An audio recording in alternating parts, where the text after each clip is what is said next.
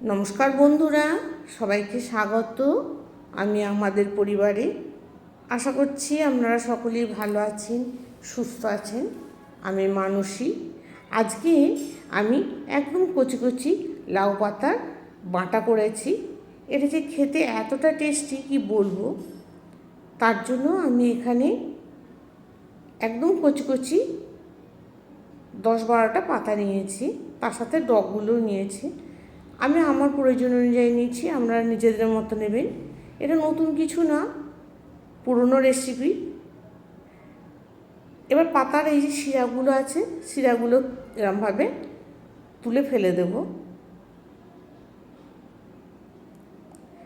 সব পাতার এরমভাবে শিরাগুলোকে আমি প্রথমে বেছে নিচ্ছি।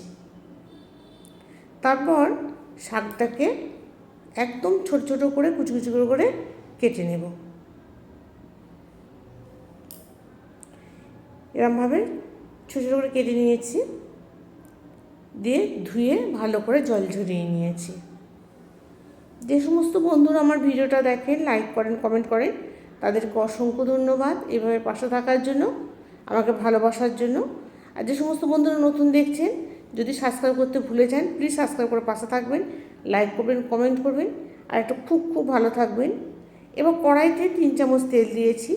তেলটার মধ্যে 2টো শুকনো লঙ্কা আর দিয়েছি কালো জিরে, আর এখানে দিচ্ছি তিল। 3 থেকে 4 চামচ তিল দিয়েছি। তিলটা দিলে খেতে খুব ভালো লাগবে। যে সমস্ত বন্ধুরা নিরামিষ খাবেন তারা এই তিল দিয়ে করবেন, খুব ভালো লাগে খেতে। এবং তিলটা একটু ভাজা ভাজা হয়ে যাবে, তখন শাকগুলোকে দিয়ে দেব। শাকগুলোকে দিয়ে এবার একটু ভেজে নেব। শাকগুলো তো একদম নরম কচি, এর থেকে জল বেড়ে যাবে আর সিদ্ধও হয়ে যাবে। এবার এর মধ্যে দেবো, এর মধ্যে পরিমাণ মতো লবণ, আর দেব একটু হলুদ গুঁড়ো।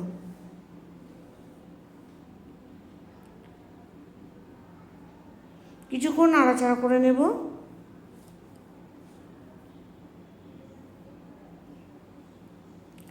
গ্যাসটাকে লোতে রেখে এরমভাবে নাড়াচাড়া করলে এটা হয়ে যায়, ভাজা হয়ে যাবে ভালো করে। শাকটাকে কিন্তু ভালো করে ভাজতে হবে, এরমভাবে গ্যাসটাকে কমিয়ে দিয়ে। আর ঝালটা যেমন খাবেন সেই অনুযায়ী রাখবেন। ভাজা হয়ে গেছে, এবার ওটাকে ঠান্ডা করে নিয়েছি। শিলনোড়ায় বাটবো, আপনারা মিক্সিতে বাটতে পারেন, তবে বাটাটা শিলনোড়ায় বাটলে ভালো হয়। এর মধ্যে দিলাম 4 চামচ পোস্ত আর কিছুটা চিনাবাদাম দিয়ে আমভাবে বেটে তুলে নিলাম।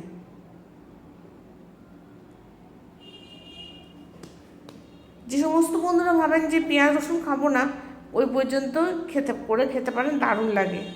এবার কড়াইতে আমি আরও তেল দিলাম 2 চামচ।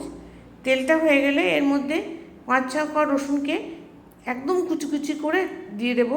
যেহেতু রসুন বাটবো না, এটা মুখে পড়লে দারুণ লাগবে খেতে। একটু ভাজা ভাজা করে নেব, লাল লাল করে। এর মধ্যে অল্প একটু লবণ দেব। আর ঝালটা আমরা নিজেদের মতো করবেন, একটু ঝাল ঝাল হলে ভালো লাগে।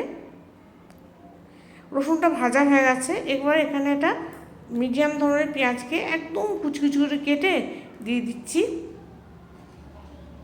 একদম ছোট্ট ছোট করে কেটে। এবার পেঁয়াজটাকেও ভাজবো। যেহেতু তেল বেশি খাওয়া ভালো নয়, তাই আমি অল্প তেলে করছি, আপনারা চাইলে আরও তেল দিতে পারেন। পেঁয়াজটা একটু লালচে রং ধরবে, তখন এর মধ্যে বাটাটা দিয়ে দেব।